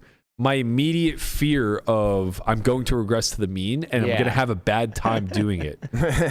Like would just immediately kick in. It's like, oh, buddy, you're up $6,000 in 5-10 in the first 45 minutes. Something bad has to happen. Let me tell you get how, out of here before. Let me tell you how this ends. Yeah. You get down to 0 way more often than you get to 10K. Yeah. Okay, like so. I don't know what your expectation is by sitting here any But fucking usually longer. when you go up that fast, like the game's probably great. kind of sick. It's So like great. you're not gonna stand up and leave. Like But should you? Yeah. no. Well, that's what I said. That's why you have to think of like it works both ways, right? Mm-hmm. If you're up a bunch of money and you're just crushing it, and the hands gets dealt, like you're even. You're even in the hand. Let me just play this hand the best of my ability. It doesn't matter because like it just works both ways. There's always a And guy it helps you not like want to leave, and it helps you not go on like winner's tilt and start splashing around more than you should. There's always a guy at the table that you just look at and you're like, yep, I'm not leaving until you leave. Until you leave and go And broke. that's the only reason Like, why I'm it there. I don't think it should ever be based on like the dollar amount that you're winning. What if a the, great if the time. game's Wow, sick. that wasn't. Look at that. What great timing for there's always a guy at the table. Right. There's always a guy that- see that guy right there with all those chips? I'm not leaving until they're all I'm not gone. leaving until he leaves. What were you saying, Like Melissa? if the game is sick, you should stay. Yeah, Like, yeah, of that's where course. you're gonna Of course. get like the higher end of your hourly. Yeah, like, 100% you know, true. 100% It true. shouldn't be like, oh, I won a bunch, so I'm gonna go because like it's like, well, the game's still good. What about the meta aspect of it all? Because I think we would be doing ourselves a disservice to not acknowledge that when somebody's running really hot or somebody's running really badly, the collective observes this and adjusts their play. Whether they realize it consciously Right. or not, they definitely adjust their play. Do you find yourself more or less hesitant to pull triggers based off of the meta, like when you're running well versus when you're running poorly? I mean, Or do you just like play no, I straight don't. strat? I think I can think of many examples where like I was up like a lot and just like made a big bluff because it made sense to me, and then like it'd be like some wrecks like, why'd you bluff? Like you're up so much, you could have cashed out. I'm like, it's like fine. Like Okay, I would do Grandma. that. I would do that again. Like Right. I don't know. I don't because when I'm in a hand, like I'm just thinking about the hand. For me, it's when I'm losing. It's not that I get gun shy. It's just that I'm very aware of the fact that I think people are going to think I'm pressing. Yeah. And so like the desire to bluff is high, but the actual follow through, I really try to be mindful of making sure that like this is reasonable, not just reasonable, but like this is effective and going to work, even if they expand their calling range to some degree. Yeah. Right. And when I'm winning, it's the exact opposite. It's like my desire to value bet thinner just goes through the roof because I think people think that like you're trying to run them over. And so in both instances, I think they call too I never really wide. thought of that. I think when you're losing and people are noticing that you're losing, that you're gonna just like get. You're like a target. Basically, Yeah. you just have a target on your back. Right. If you are more of a wilder player or just very more active player, like people are just going to try to trap you all the time. Yeah. So there is no reason to pull that fucking trigger. Like you're just getting trapped. The last hand I played last night is a good indicator of like what I'm talking about. And I think because I was getting wrecked, it's probably just a spot to not pull the trigger for a couple reasons that I'll explain. But effectively what happened was we were playing 5-handed. It went open. I defend the big blind with queen 8 off, queen of clubs. And it comes 10. Sorry. No, this isn't the end of my No, game. this is not the end of my hand. Sorry, I was No, like, this did is not- I miss my Fucking cue? Lamana. it comes 9-7-6 with 1 club. So 9-7-6 rainbow, 1 club. I have queen 8 with the queen Button of clubs. open? Cut off. So queen 8, queen of clubs. 9-7-6 rainbow. I believe it was the it was the 7 of clubs. I block for quarter. Pretty good spot to lead, I think. Jack 8 was a flop straight. So 10-9-7. Yeah, because I was drawing to the nut straight or second nut straight, whatever. So I block for a quarter. Cutoff raises. I call. 10-9-7 rainbow, 7 of clubs. Turn is like the deuce of clubs, something to that effect, like a brick club. I check my open ender. He bets like 3/4 pot. I call. River, ace of clubs, which obviously I can never win, and appears to be like a reasonably bad card. But in thinking about it, it's like, well, what hands raise my lead on the flop and then back into a flush? It's like there aren't very many. It's like there probably isn't very much 10x of clubs that's raising the flop. Some maybe, but like most of it's just going to call, unless it's exactly like Jack 10, which has a gut shot. And then, you know, the ace of clubs hits the river. So it's like you can rule out like ace 8, you can rule out like ace 9 for the pair plus, whatever, like all these hands. So I like over pairs and stuff. Right, but that's not a flush. Yeah. Right. So this is my thought process. By the way, I don't try to bluff the river. I know that I can't just like lead pot here and ever get a fucking real hand to fold because my image is shit. Yeah. and I'm just over bluffing. So I check. And I'm also not even confident that like I get leads for big, maybe for small. So I just check. But you do know what you can do. Right. So he bets 3/4 pot. And now I'm just like really in the grind. I'm just like, there's no fucking flushes here. Like what flush exists? I have the queen of clubs. He doesn't have queen jack of clubs. Like, you know, I guess he could have like 9/8 of clubs or jack 8 of clubs or king jack of clubs, but these all seem like real stretches. So it's like we have pot and a half behind. So I think he bet like 6K into like 9, and we were 35 behind. I'm just like, I'm all in. I'm all in. Like, I don't think you have flushes here very often. How could you? Just like so many missed straight draws though that would lead flop, right? For me? Yeah. Yeah, but I can't jam them on river without a club. So most of them are either going to be. Does he know that? Yes, he would know that, but also the miss straight. It's difficult because there aren't a lot of 8Xs that don't have a pair, and turning a pair into a bluff here would be difficult because then you definitely wouldn't have a club. Unless it's like 9/8 off with the 8 of clubs, I guess. Anyway, like, I think in theory my play is really good. Like, it's hard to find bluffs for my range, based off of how it played. But in practice, it's like what I'm forgetting is that he's very aware that I'm buried and also capable of like doing shit like this. Yeah. So he's probably not value betting like 1 or 2 pair on the river. When you bet, when you fucking jammed, he probably got up and started high-fiving everybody at the table. It's like He's like, Berkey just jammed! Insta call. Instantly called. God. Instantly called. With 9/8 of clubs. Yeah. That's brutal. Yeah, he just has the hand that he's supposed to have. He flopped a Right. pair and an open ender and then backed into a flush. Yeah. And it's like, I was even thinking about it on the turn where I was just like, this is weird that he's betting this turn. Yeah. Like, you know, there aren't a lot of really strong hands for him unless he just has jack 8 somehow, which that's not a big portion of his range, especially when I have an 8. Just like, this is all so fucking weird to me. I was like, okay, on the river, I'm just like, oh, he's like value betting like 2 pair, and I'm just going to fuck him. No, of course not. He would just, He might not even fold 2 pairs. Yeah, I mean, if you're stuck in this sense, like... he would, but like, I think the likelihood that he bets it is maybe 1%. Okay. Yeah. Right? It's just, I don't want to like say to the players or anything like that, but he's just not value betting thin here. Especially when I'm buried and the meta of all of this is like, Berkey wants to play an 80K pot here. Yep. Period. Like, he just wants to play an 80K pot, and I don't know if I have the gumption to like bet call off a set when a backdoor flush falls and he just has them.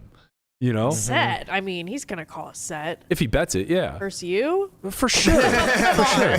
If he bets Who are you it. kidding here? Yeah, if he bets it. But it's like whenever you're facing 150% pot jam, it's like, and you're not going to face another sides. Yeah. Not like I'm going to check raise click. Yeah. You know, so a lot of playing deep stack poker, a lot of like what makes me money is the fear to pull a trigger.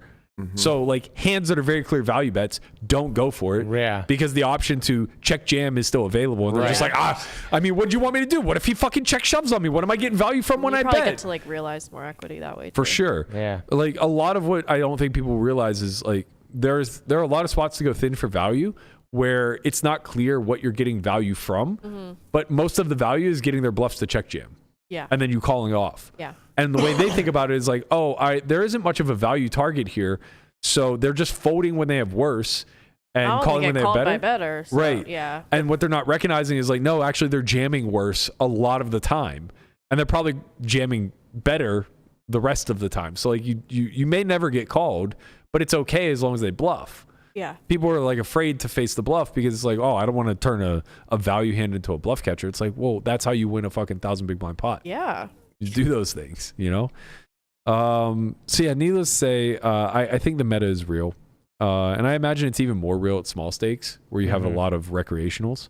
Yeah, because they'll be like, oh, that guy's running bad, so that means I'll run good against him. I find myself I even feel doing like the meta would be more real at your stakes. I do too. Like, and it's not even just because people are aware of the meta, like, and like. Yeah, but like you're just so used to seeing the same faces and they play the same way. You know what I mean? Like it's not so obvious that anything's changed.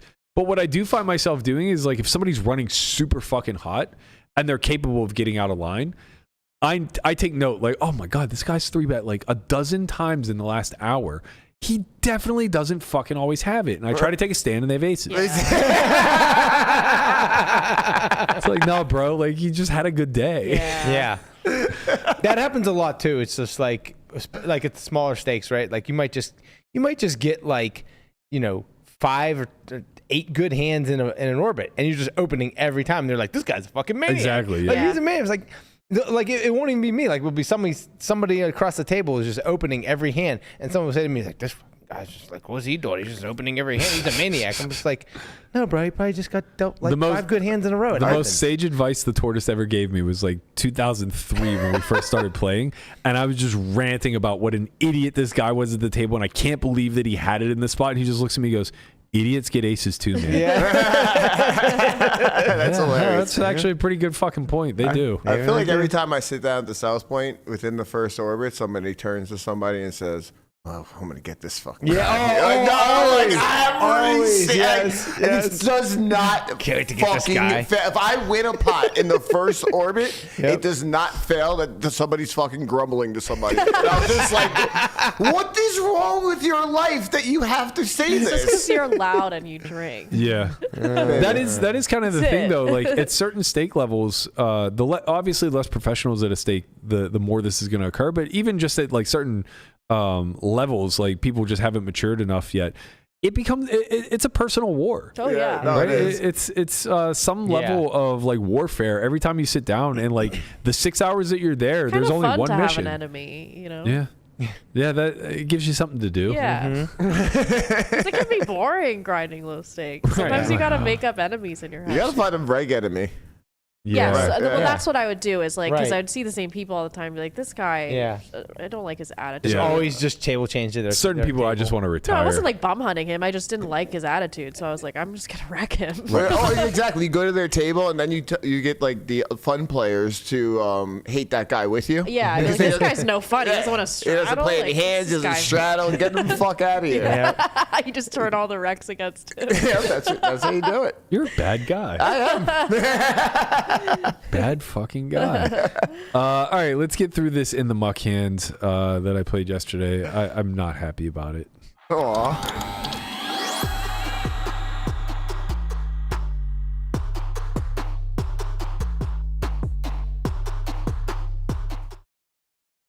Oh, we're going to me. Oh. I'm so used to you No, that's presenting. okay. I'm sorry. No, I can run through Berkey's hand real quick. Sure. Yeah, why not? Run see what through we it. got. Got to put it up there because I don't remember. So Berkey, he's down at the Bellagio, losing his fucking mind. By the way, this was a Right. 3-hour session yesterday. Right, he covers the table as always. Button opens, 3x 300. Berkey has a 6-5 of spades. He decides a 3-bet to 1,500. He's met with a 4-bet and to 4,000. Berkey calls. Flop comes 10-7-5 rainbow and no spade, and so he got bottom pair. He checks in position, bets 4,000, which is half pot, and he calls. Turn is a 6 of diamond, bringing backdoor diamonds, and now we have 2 pair, and we decide to lead 6,500 into 16,000, and we are met with a call. And the river is the king of diamonds, and we say, you know what, we're all in for pot. Yeah, And sizings are a little off here. It's about 95% pop, Yep. but it's fine. and we are called by top set All right. of kings. Yeah. And that's, I think, when we left. Did we leave after Unlucky. that? No, No. I decided to run that 40K bluff first. Oh, okay. Then All then I right. left. I got you. You gotta run one more. What were you listening to on the drive home? Honestly, for the first time, might have just straight been silent. Yeah. What- Sometimes it's silent. What has you mostly in the muck here? Is it the river jam with the bottom 2 pair? I on the thought so. flush? I wasn't sure what to do. What were you doing? Were you bluffing? Were you No, value of betting? course I'm not What bluffing. were you doing? Bluffing? What are you talking about? The tort never fucking value bet this just way. asking, so man. I mean, there's a straight, there's a flush out there, there's higher 2 pairs. It's like it's a 4-bet pot. There's just it's like asking, man. You can never be too safe. Hey, I'm just asking. I mean- I'm just here to ask questions. Yeah, these are good questions. I mean, yes, I lose to a set of kings and, maybe 1 or 2 combos of king 10 suited.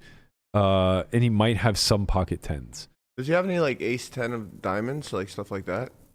4 betting, I don't Probably not. think. I don't think. I don't think you four it bet should be that. like ace queen of diamond. I mean, it shouldn't even be like. I shouldn't even say that. Like most of his 4-bet should be offsuit. Yeah. Okay. Yeah. Because you want it sucks to fold ace 10 suited when you get Right, Yeah. like if he has 5-bet. ace jack of diamonds, he just calls. If he has Ace I mean, if jack he has off. ace queen of diamonds, I mean, probably just calls, but maybe sometimes Should 4-bet. mostly. That's what I mean. Like to Yeah. me, the king of so I kind of botched the river spot here because it was the king of diamonds. Like if it's the deuce of diamonds, I block because he still has ace king of diamonds Right, for exactly, sure. yeah. He probably still has king queen of diamonds at some frequency or king jack. Like these are where your bluffs pull from. It's When the you're Broadway running bad, the cards. king of diamonds comes in. Yeah, yeah, that's true.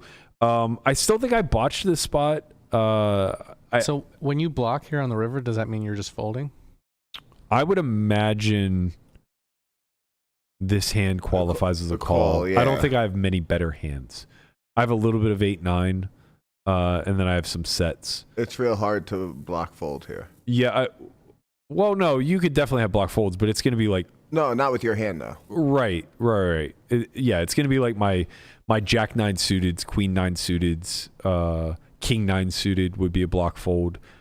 King queen, if I played it this way, would be a block fold. Like all your 1 pairs are going to strongly consider block folding, but I think if you have 2 pair plus, you just have a pretty clear call because he should have so much ace of diamond in Yeah. range. How do you get there with king queen?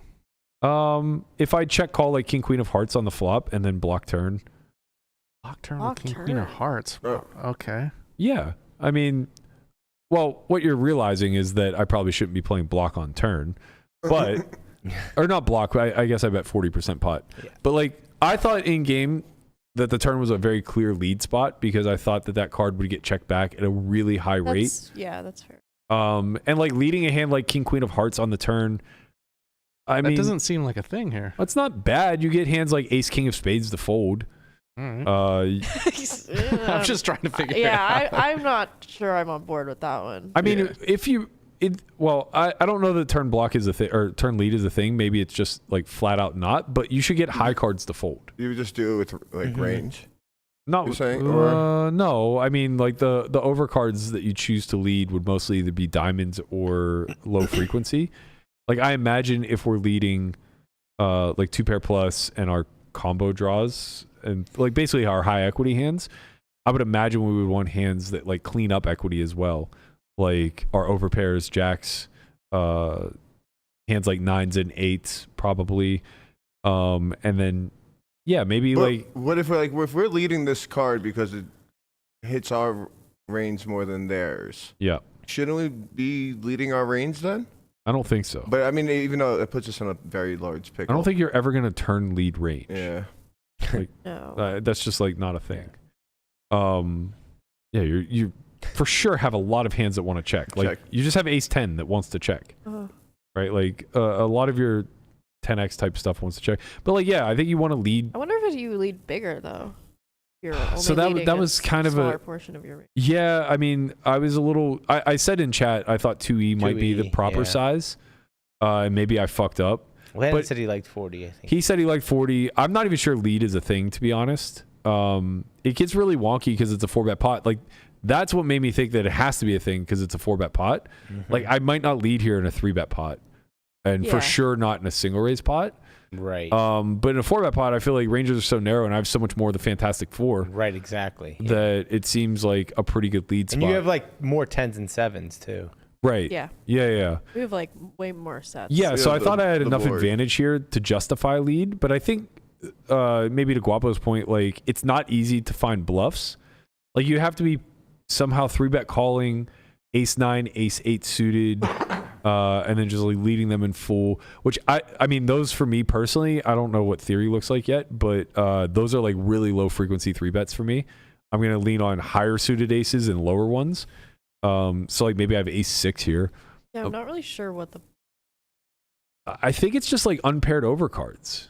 I think Or it's ace like 4 hands. suited, Ace maybe? 4? Yeah, ace 4 suited would be a good one. Ace 3 suited would be a good one.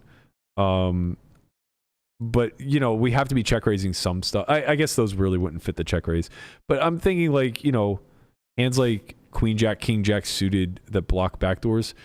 But But maybe that's just like the wrong way to go about this. Again, I'm kind of just like thinking about this logically, how my mind was working in real time. I would have led like unpaired overcards. I have a question about pre-flop. Are you calling 4 bets with all the Fantastic Four here 100%?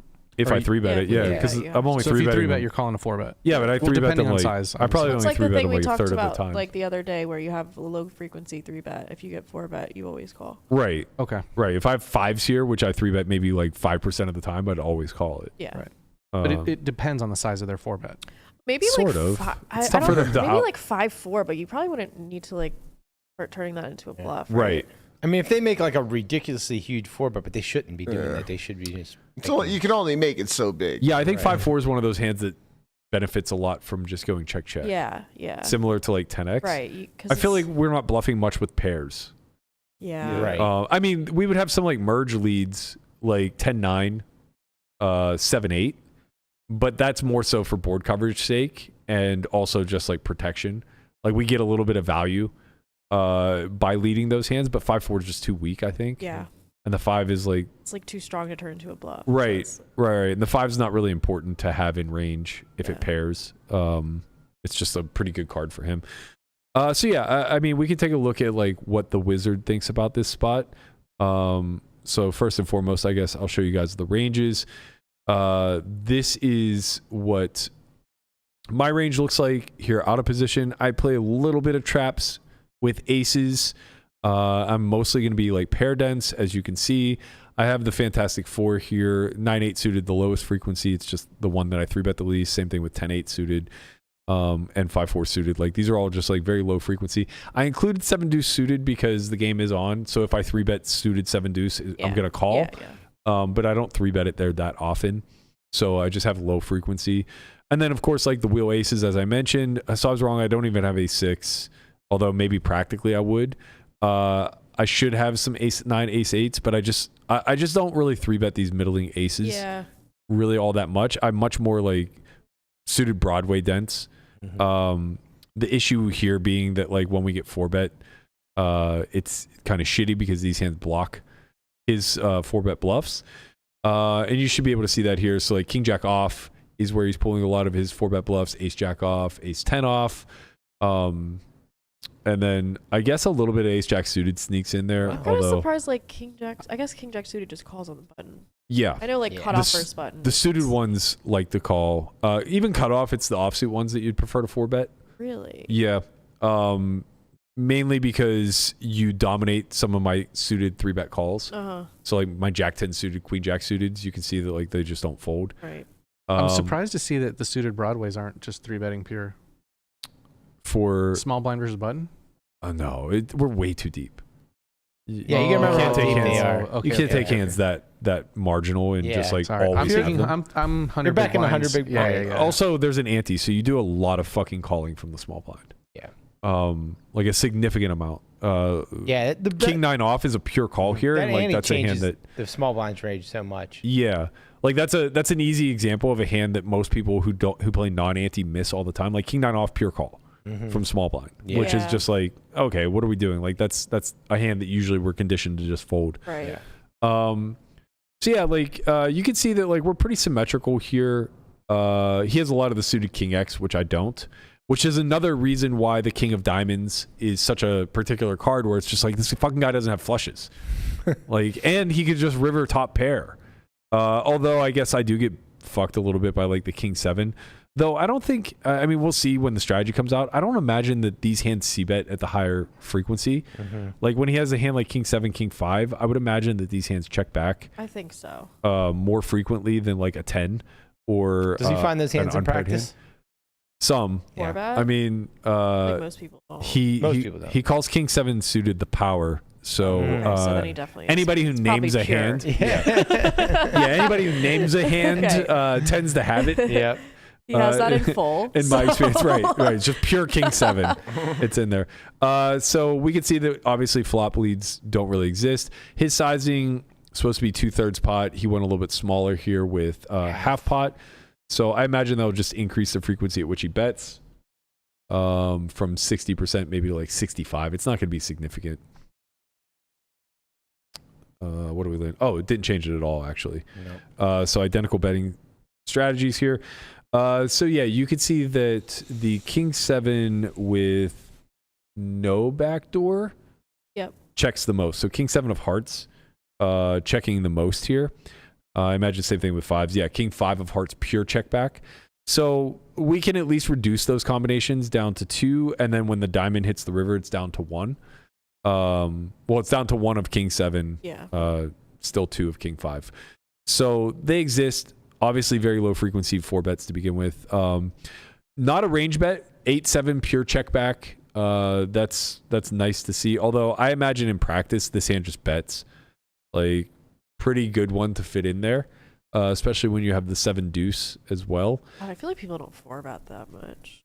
I mean, you can see it's only like 5%. Yeah. So this is probably pretty reflective of what we would actually see. Yeah. And hands like queen jack off, if they're in there, are supposed to like nearly pure check. But again, like pretty easy to just fit things into a range bet. I would imagine like if the ace deuce, king deuce type stuff is in there, this is where a lot of the checks and give ups would come from. Because this isn't a board that screams range bet. Like there are a lot of hands where you might just be like, I'm just going to check back. And honestly, like against this player, I think like he might check back like more close to theory than we would actually see practically from a lot of the field. Like jacks is checking. Right. Which, for what it's worth, maybe I wouldn't see jacks in this check back line that much, but I wouldn't be shocked to see like queens or kings. Mm-hmm. Not a ton, but some. And I definitely wouldn't be shocked to see ace king. So when the bet does come through, like we can reduce some of these combinations. I assume my hand's going to be a pure call. Yeah. Basically. Yeah, pretty much a pure call. And the only reason it even raises a tiny bit is because there's a backdoor. But okay, so we're gonna continue through with a call. Now I'm things gonna be get shocked dicey. if I see the king queen lead here. Yeah, I will be too, to be honest. I hope it's there. Well, It might be. What it really comes down to is the principle of whether or not I'm able to lead. Yeah. And I think this is a big equity shifting card, but I just could be very wrong based off of the fact that he has all these suited kings in Because range. you're gonna have like really good hands on this board that will want to not get checked back on. You know, like The issue becomes if like my advantage isn't like basically if he has so much pocket tens that 6-5 now loses equity. He does check back pocket tens. You mean bet? He bet flop. It was a check back sometimes too. Oh yeah. It does check back some of the time, but he bet, so we should be able to expect it to be there. Yeah. So turn 6 of diamonds. Do we get it? Come on, do we get it? Did we get it? No. Yes. Yes. Wow. Okay. There you go. Lead exists. For this, so did you put this size in, or this is the size? This is the size they gave. Wow. So I B40'd, obviously. We'll see if that changes things much. I assume it will just like reduce a little bit. What's the size it gave? 25. 25%. Oh, okay. Percent. It was smaller. Yeah, I but thought it would be bigger, maybe. I thought you may have had something there, but then again, I wasn't confident that the lead existed either. Yeah, so when I bet 40%, it cuts my lead range in half, and 6-5 goes from a bet to no bet. Yeah. Which is kind of brutal. How do I want to go about this? You get to lead for 25, but not 40. Right. Let's add in quarter and see if it eliminates 40 altogether. I imagine it will. But let's give us two sides and see what happens.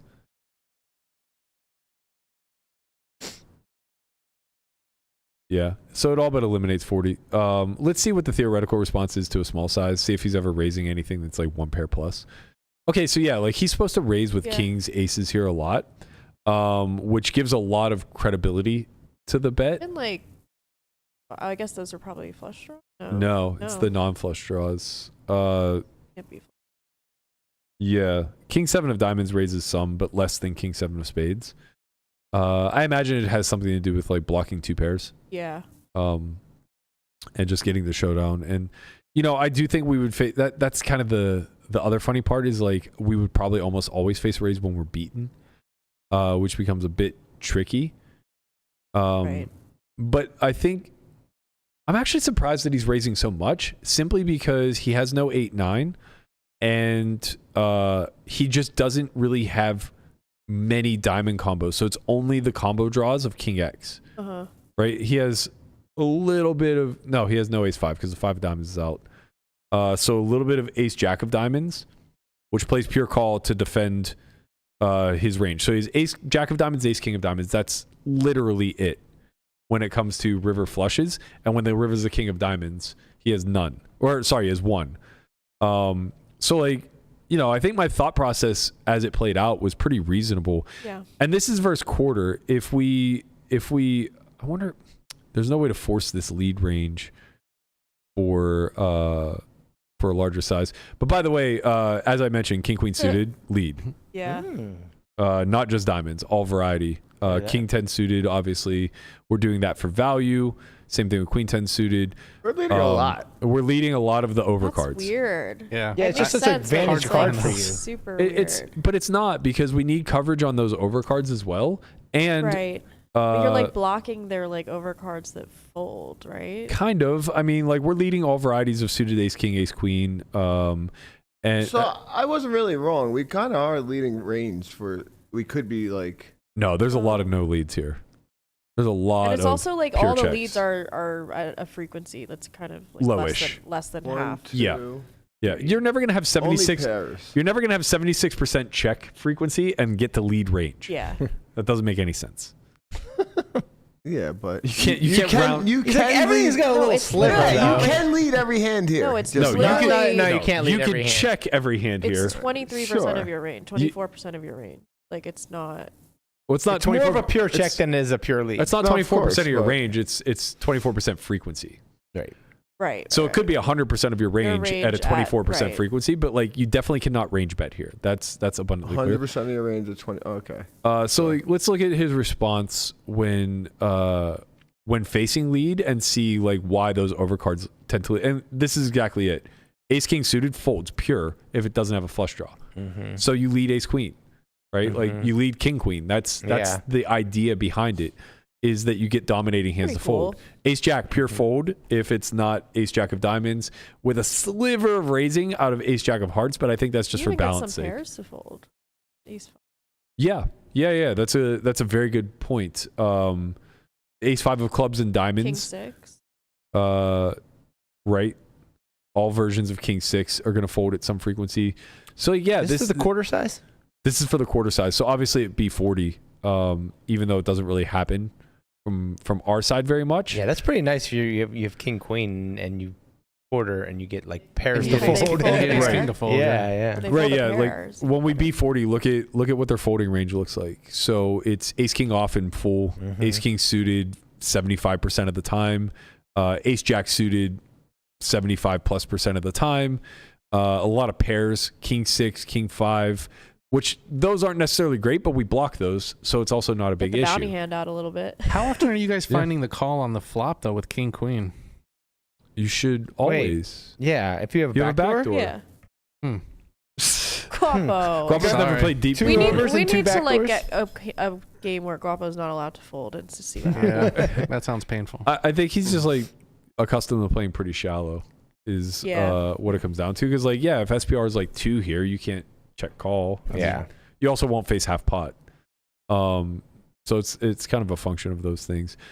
But yeah, like obviously Kings continues in some sort of capacity. Oh wait, I need to lock our range for the B40 size. Confirm. And then let's just as long as it's the same candidates, I guess it doesn't really matter that the frequency gets cut in half. Yeah, I mean, I guess you really only lose like jacks here at some frequency and king jack suited. Right. 6-5 also, right? Oh yeah, and 6-5. Yeah, so we could just like up this frequency to like So it's call it 6-5. like There you go. 20%, Yeah. Now it's in there. 25%. Yeah, 6-5 gets in there now. Okay. And let's see. I assume his response would be to jam more often, obviously, or at least to raise. Yeah, so he's raising 45% of the time, which clearly didn't happen. So we can lock this for. I expect like very few raises, to be quite frank, in real time, and the fact that like he had kings probably demonstrates that. So I think this is probably a pretty reasonable response. E40. Oh, I locked the wrong thing. Fuck. He does still raise a lot, but I was locking the wrong thing. Brian, can you check on Pip? She's eating something. Oh god. What? She's fine. A stick or something. He loves sticks. Yeah. It was so cute. She went outside and actually found a twig. Oh. And I was like, oh my God, this is like a cartoon. Like she's actually the Yeah, she prototypical just had a twig. dog in the window. I think it's the same one. Oh. Okay, so say Collecting it. say he continues through a call and then we do see the King of Diamonds river. I don't know what to expect here. I thought jam in real time was good, but I could just be blatantly wrong. Okay. So it's in three there. sizing here, which I'm never going to do. I think we just eliminate. Yeah, you Let's could just probably eliminate quarter. I would probably just bet 40 or no. You could combine the two. Wouldn't you quarter or shove? Yeah. Yeah. I forgot it was only for a pot. So yeah, we could just be all in our block. Yeah. 6-5 is a pure check. So I missed it with the candidate. But So you're just like I'm just too check low on the widest hand to shove for value. 7-6 shoves. That's basically what it boils down to. Okay, so I wasn't crazy when I said, "Are you bluffing or?" Wait, but this is. Well, but you are. you checked jammed, right? No, I just shoved. Oh, this Oh. is gonna feel so good. What? Reject me, daddy. I was a pip too wide. Now to be fair, if he's not pure folding ace king on the turn, I assume that this becomes good, shoving 6-5, and I don't know what his response would be with like ace king and a diamond. Maybe he folds, maybe he doesn't. But in any event, like I don't want to make any assumptions. It is clear though that we jam like 2 pair plus. So 8-7 definitely gets in there. Nines I think is a bluff. Yeah. So. Which makes some sense.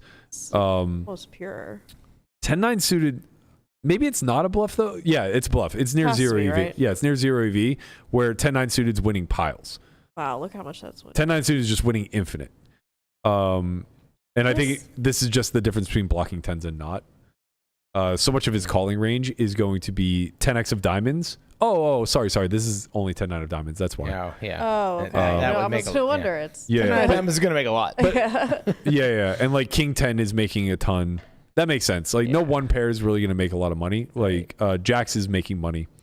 But it's very suit dependent, obviously. That feels like a thin jam. Yes. I think this is like what we're targeting. And that's really what this comes down to is if he never calls queens or jacks with a diamond, then my shove is a torch. Yeah. But if he calls like one pair hands, okay, yeah, so queens mixes all candidates. And jacks is a pure fold because I imagine that's where a lot of our bluffs come from. But ace 10 is a call. So, whatever. If he finds a call with either of those, then I think we're doing okay. But yeah, it's a tricky spot, right? Yeah. Like, it's difficult to get called by. Oh, this is the big one: is aces with a diamond sometimes. pure calls.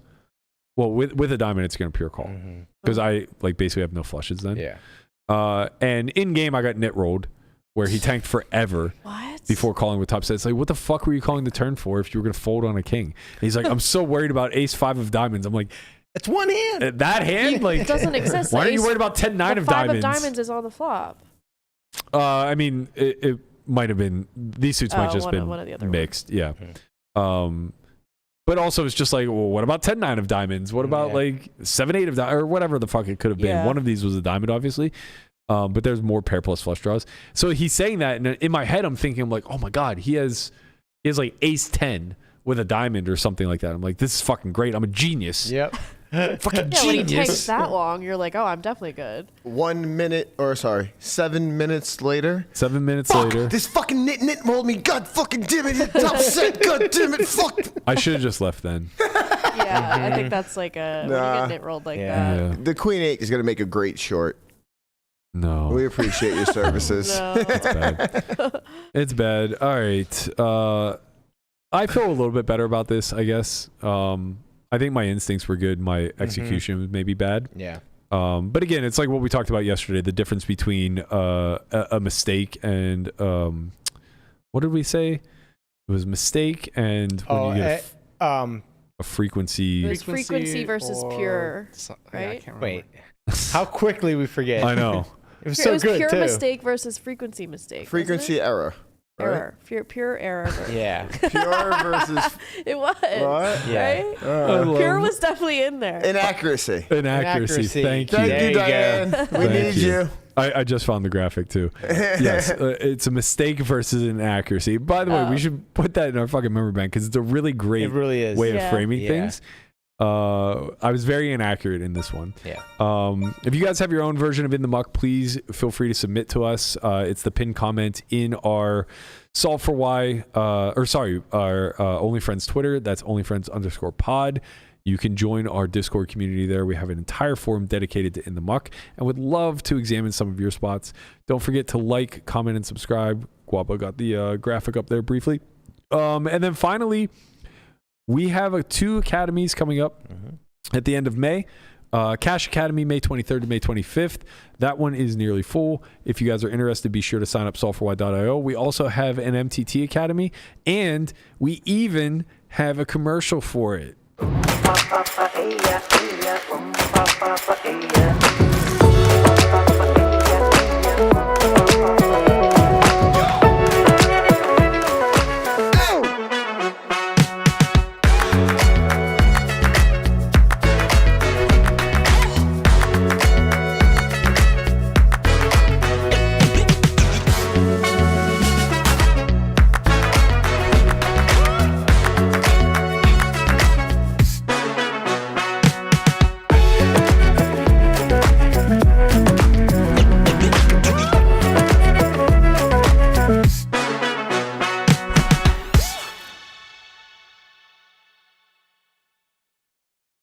So if you guys are interested in that, ignore the link at the bottom. They got it wrong. It's academy.solveforwhy.io. Be sure to head there and get more information. Sign up if you are going to be in town. That's going to do it for us today. We'll be back tomorrow for the final show of the week, and then we have 3 shows next week. I'll be out of town Thursday and Friday. As I mentioned, heading to Milwaukee. I'll be at the Potawatomi.